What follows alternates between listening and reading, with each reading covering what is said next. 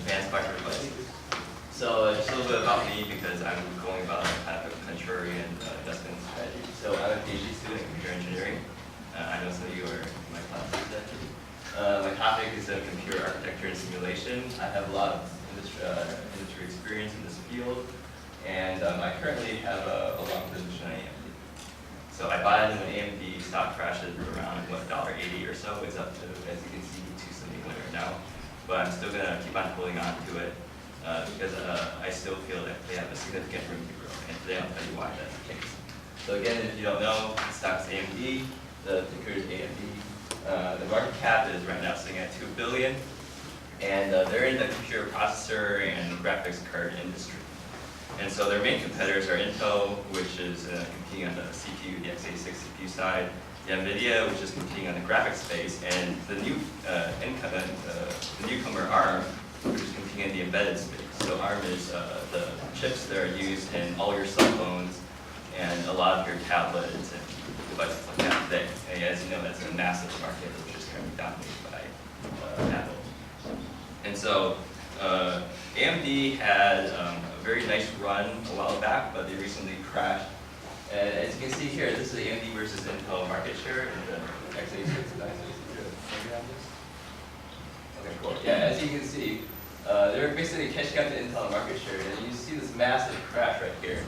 And what caused this is that Intel, right at this point right here, they launched a chip called the Core 2 Duo, which outperformed AMD by a long amount. This combined with the fact that AMD had a lot of issues in terms of management and engineering execution. They had a very delayed part coming out, and they've been trying to recover ever since. And so as you can see, this had a major effect on their stock price. Over here, they're sitting around $40, and today they're not doing so hot. Okay, so yeah, I've been talking a little about the downside, but more recently, so they were sitting around $3, $4, and basically two things happened. One was that AMD lowered their Q3 revenue guidance, that's the crash right here. And two is that they commented about their quarter four. I think you guys messed with the formatting. There's some information that's missing. Anyways, so yeah. Anyways, so I had some more text over here. Anyways, it doesn't matter. So they commented on their Q4 format, and now you see this crash right here. So I had some. I think they said that their revenue is going to go down by another 9% or something like that. Anyways, that caused these two massive crashes. They went down to about $1.80, $1.60. That's where I bought in right there. And currently they're sitting at around, this is up to date, right here, 2.7. And so these two basically very short-term events caused this massive drop in the price. And of course, as we all know as engineers, Wall Street only cares about short-term prospects. The design takes 5 years. That's the length of the average engineering design cycle. And so there's a lot of huge stuff coming down the pipeline, which is going to be released in the very near future. For example, AMD has huge design wins on all three of the next-gen consoles. They have the Xbox, which uses both AMD graphics as well as AMD CPU. The PlayStation 4, which uses both AMD CPU as well as AMD graphics. And we have the Wii as a sole outlier, but they're still using AMD GPU. And also there's a new market space, which Intel is trying to open up, called the Ultrabook segment. AMD is trying to compete on price, and it turns out the Ultrabooks are completely overvalued.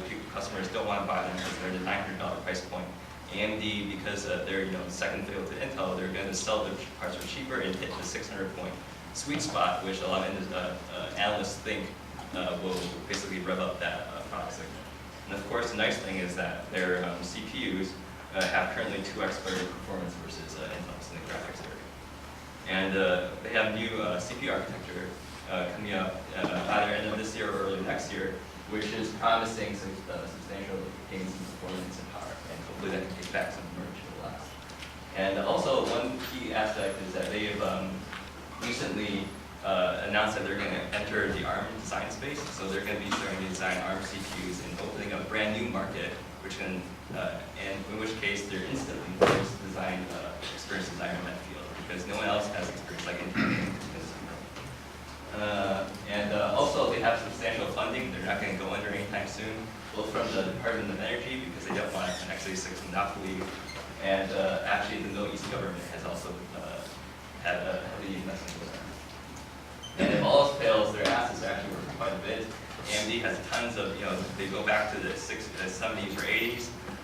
Their patents alone are worth $2 billion. That's basically it.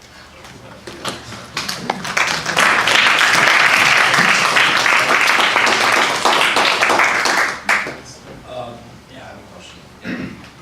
I know that you mentioned that they're getting involved in gaming consoles. Yep.